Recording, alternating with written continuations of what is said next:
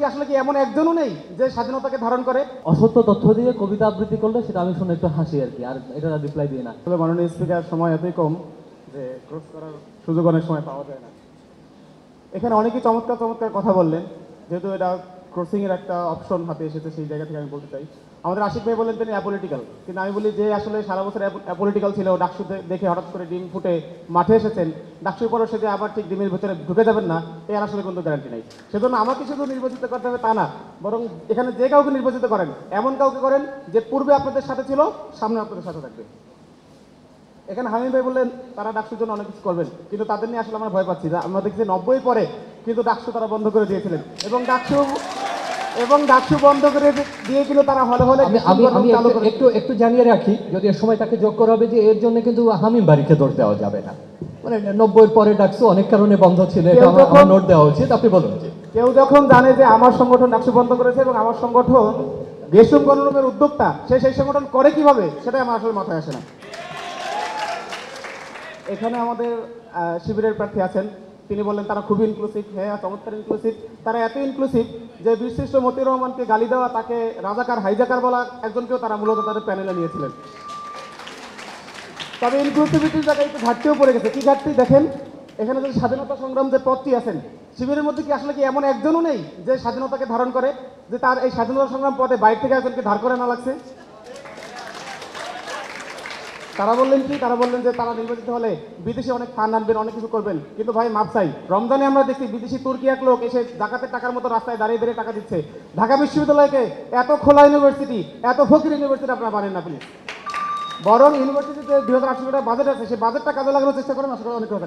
আমাকে কেন ভোট দেন? আমাকে ভোট দিবেন কারণ হলো 5 আগস্ট আমাদের কোনো দুর্নীতি নেই, বিগত সময় আমাদের কোনো দুর্নীতি নেই। ক্যাম্পাসের মধ্যে কোনো শিক্ষার্থী আমাদের দ্বারা কোনোদিন কোনো বটের আক্রমণ হয় নাই, কটূক্তির আক্রমণ হয় নাই। শিক্ষার্থীদের অধিকারের জন্য তাদের সাথে বিগত বছরগুলোতেও ছিলাম, জুলাইতেও ছিলাম।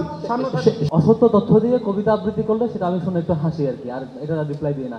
তো বেশ কিছু কবিতা শুনলাম একটু আগে, প্যানেলে আছে অথচ প্যানেলে নাই। তারপর তুর্কির ওইটা, প্রত্যেকটা বিষয়ে ক্ল্যারিফিকেশন সুন্দর করে সার্চ করলে মাঝে একটু বড় বড় নিউজ পাবেন। নিউজ পেয়ে যখন প্রশ্ন করে তখন বুঝি যে আর কিছু না পেয়ে দিন শেষে ওই যে আরেকটা কিছু আশ্রয় নিতে হয়, কবিতার আশ্রয় নিতে হয়। এটা ধন্যবাদ কবিতার জন্য। এখন আমার ইস্যুতে আসি। অনেকগুলো আলাপ আসছে যে কেউ হ্যাঁ আমি অরাজনৈতিক, আমি পারবো, এটা করবো। না ভাই, ডাকসুটা এরকম না।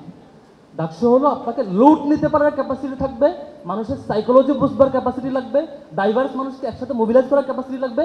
সেটা করেছেন, সেটা দেখাইতে হবে। নয়তো ডাকসুটা আসলে আপনিও ধ্বংস হবেন, ডাকসুও ধ্বংস করবেন। এটাই হয়।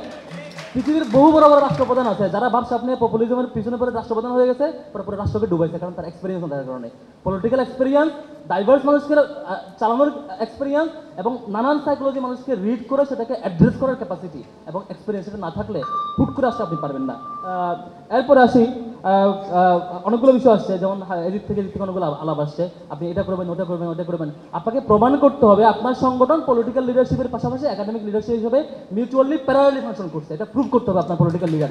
যদি প্রমাণ করতে পারেন তাহলে আপনি বিশ্ববিদ্যালয়কে একাডেমিক প্রতিষ্ঠান বানাবেন, এটা আমি বিশ্বাস করতে পারবো। আর নয়তো আপনি যতই বলেন গণরুম হবে না, গেস্ট রুম হবে না, একাডেমিক হবে, কিন্তু আপনার সাংগঠনিক কর্মসূচি কত পার্সন একাডেমিককে প্রমোট করে, আপনার সাংগঠনিক ক্যাপাসিটি, আপনার লিডারশিপের প্রপোর্শনালি কেমন করে আপনি এটা প্রমোট করেন। আমরা সেটা করতে চাই।